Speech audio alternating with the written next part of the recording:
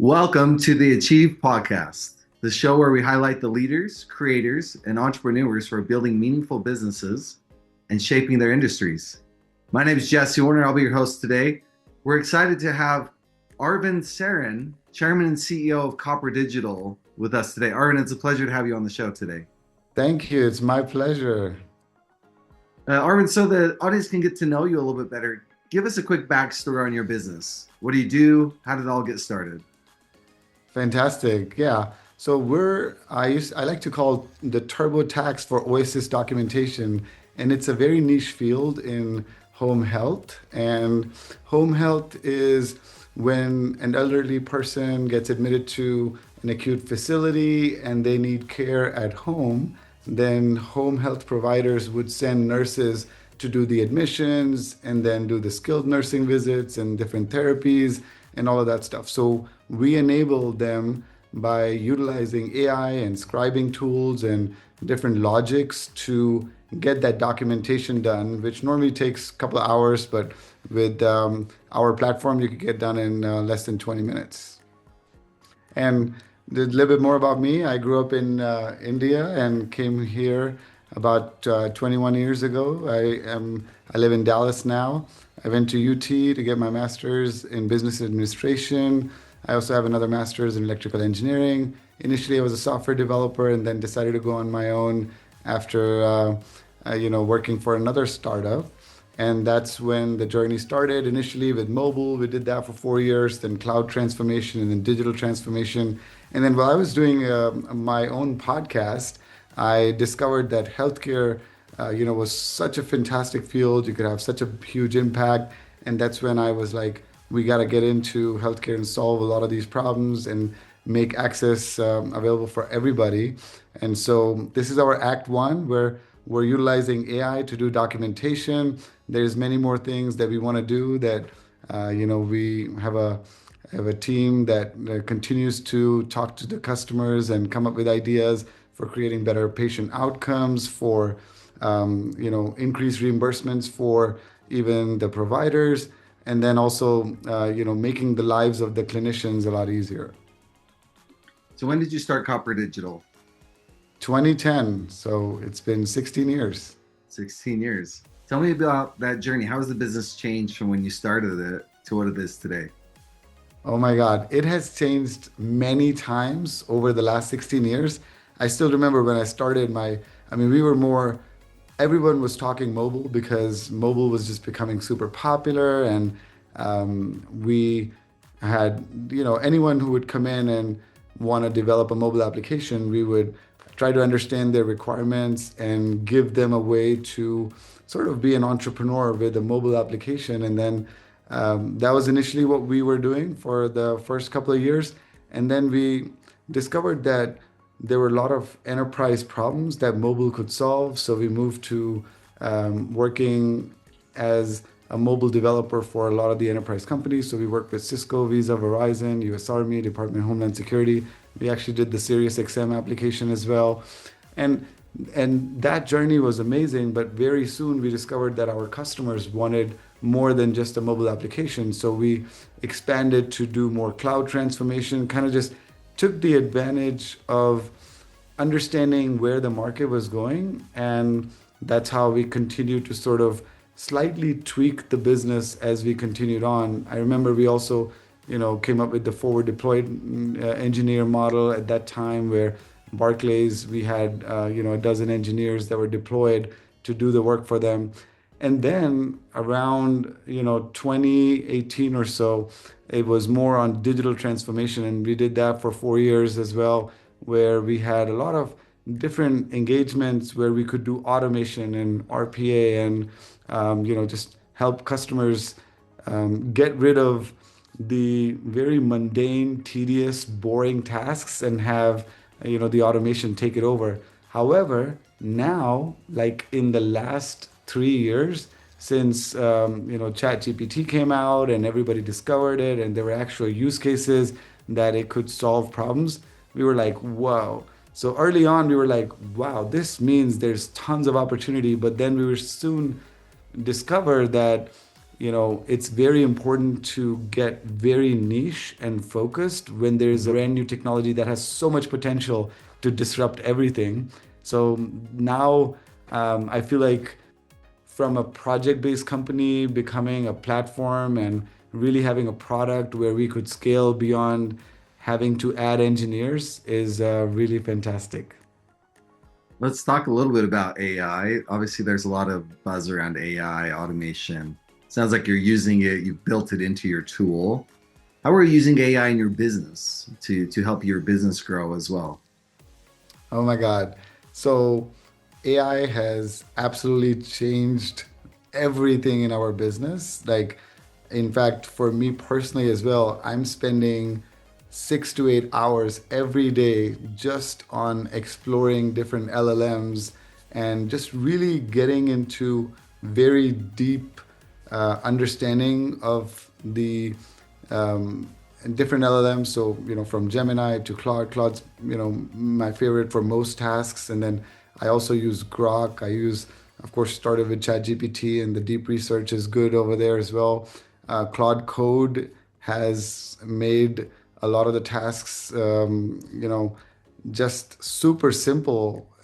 What used to take us maybe weeks and months is now getting done in hours.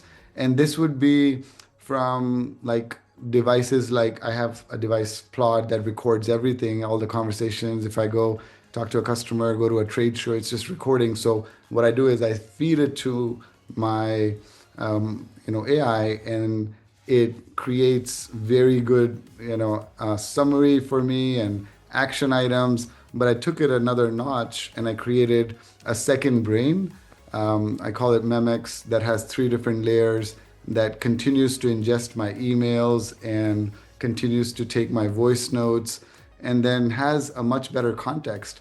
I'm also using OpenClaw, so that made a lot of noise in late January.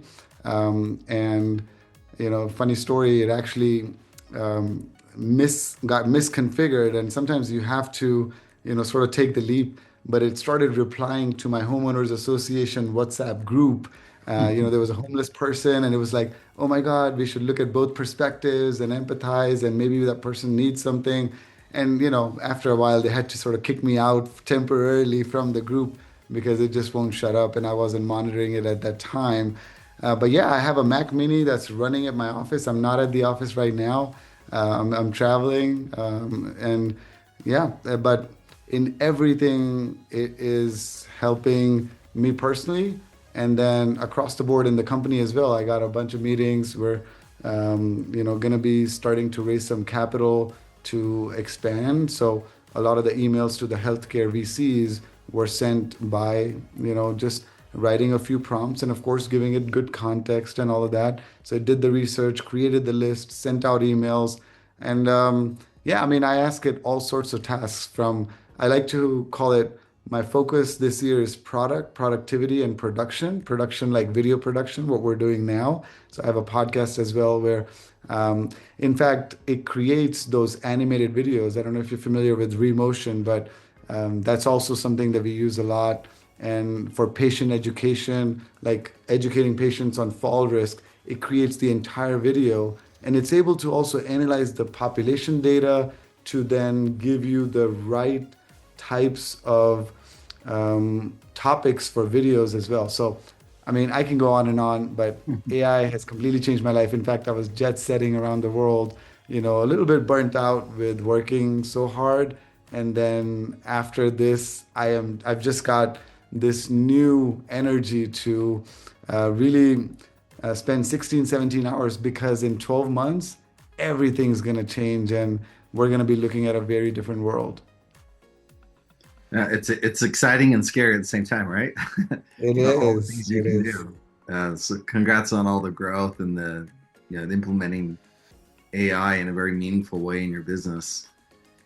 Let's talk about sales and marketing for a minute and your outreach efforts. Where are you seeing traction? What's working for you right now? Well, let me answer that question by telling you, over the last decade, obviously, there have been different strategies that we've had to use. Like, one of the strategies would work for, let's say a year or two, and then we would have to continue to come up with new strategies, and then that would work for a while, and that would have its peak, and it would die down. In the current context, we're not really looking to add a lot of customers right away because we're continuing to work with just a handful of home health agencies and doing pilots with them and improving our product. But once we get to that stage where we feel more confident, of course, in healthcare, it's very important that we have human in the loop as well, of course, for all the charting that we do. But at the same time, there are certain things that we want to ensure that would give us that exponential growth. So right now, there are not a lot of AI-based or even other strategies that we're using to get more customers. But I could tell you in the past, from email marketing to paid ads to, creating content that builds that community. I mean, we've really tried it all, and all of that has helped, and a lot of it we could attribute to. I mean, even I think email marketing. I had a very sort of famous internally in the company email where I would reach out to potential clients and say, I live, breathe, eat mobile, would love to hop on a phone call and discuss how we may be able to help you. And that got so much traction. And then, there were other tricks and we came up with some frameworks and stuff. And yeah, overall, like sales has continued to evolve depending on where our focus is and what kind of clients we want to get. It's very different for enterprise clients. It's very different for when you're launching a product that may be more fitting for startups. Talk to me about some of the constraints that you're seeing as you try to scale. Time, people, systems, capital. Where are you seeing the constraints? That's a good question. I think I asked this question myself as well, like when I'm preparing for my discussions with potential investors and VCs. I'm like, all right, what's going to change if we had $10 million in our bank account to, like, what would I do differently? I mean, I've got two great clinical advisors. We're able to, pay for them. I've got half a dozen solid full-time engineers and then a few that are contractors. I've got a nice marketing team and a few contractors on video editing. I think that is a good team because I feel like sometimes, and in the past we've had that, when you have too much capital just sitting, you tend to find more and more areas to spend it to, and you stop prioritizing, and you lose a little bit of your focus. So by design, I would like it to take its own time, and then when there is that opportunity where we need to then turn the knob and grow exponentially, that's when I think it'll be the right time for us to raise capital. But it's also that the market has changed a lot in terms of the way that now capital raise is working.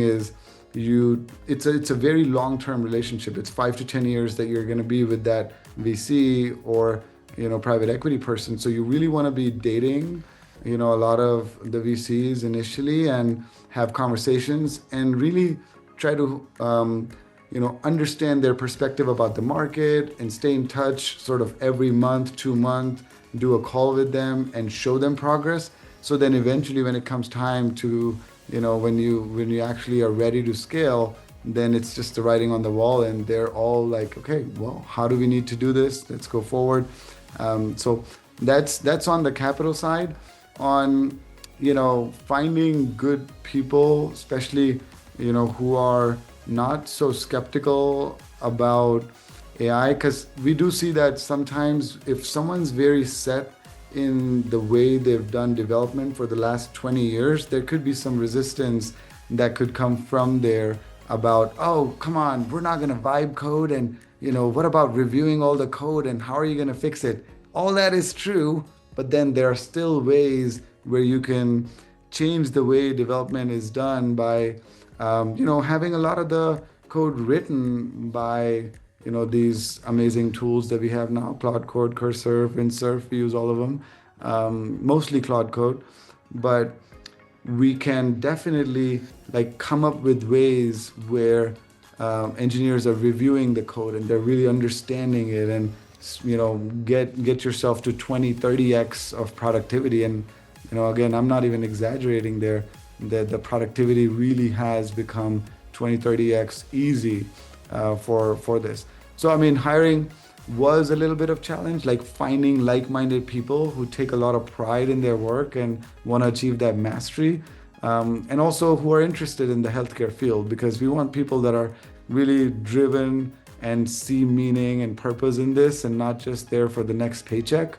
And I'm very happy that the team that we've built now, we had some challenges in finding more people, but after the last round of hiring, I mean, I've got a solid team. Because I mean, the new way of building amazing companies that are growing very fast, I hear everywhere, is like having a reasonable team, like even 7 to 10 people. I think that's plenty for achieving even $1 billion revenue now with all the tools that you have access to. So that's why, we're about 15 people and some contractors, and I think that's solid. So hiring, not so much.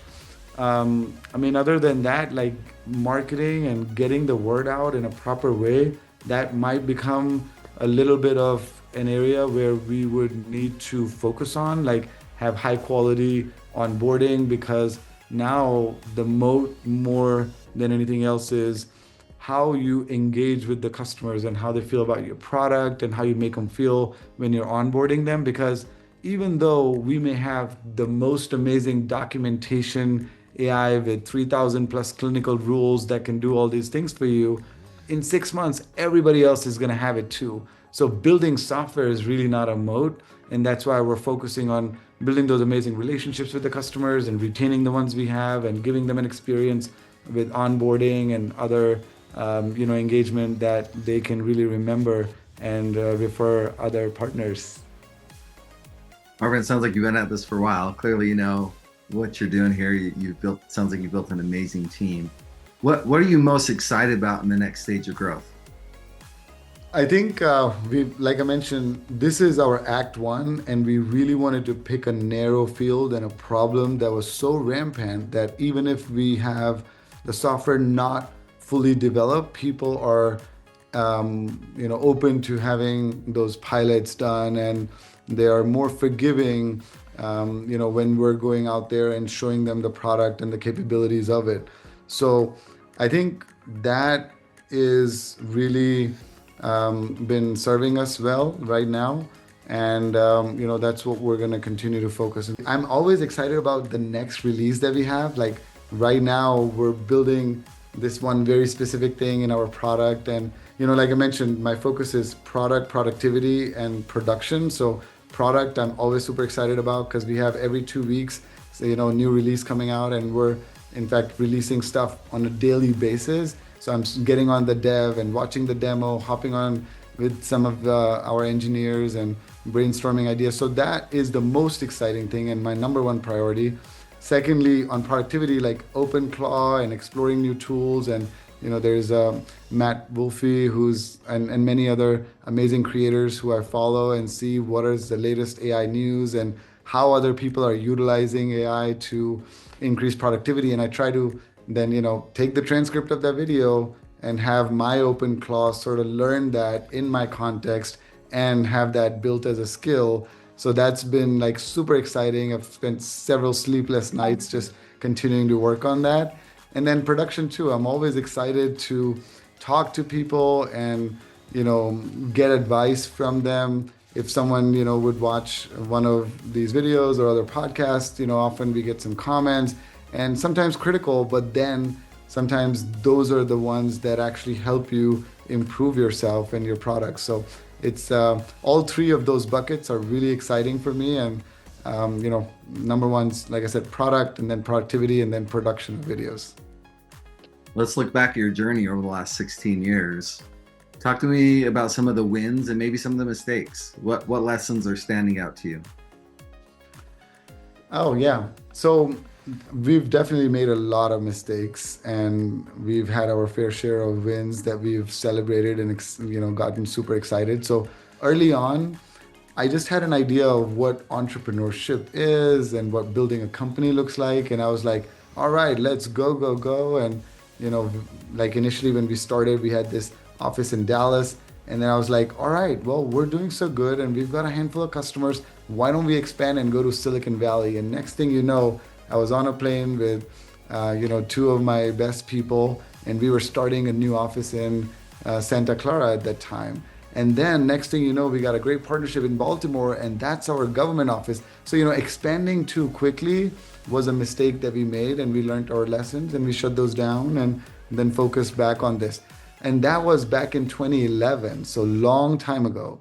But we continued, down that path and, pivoted and evolved.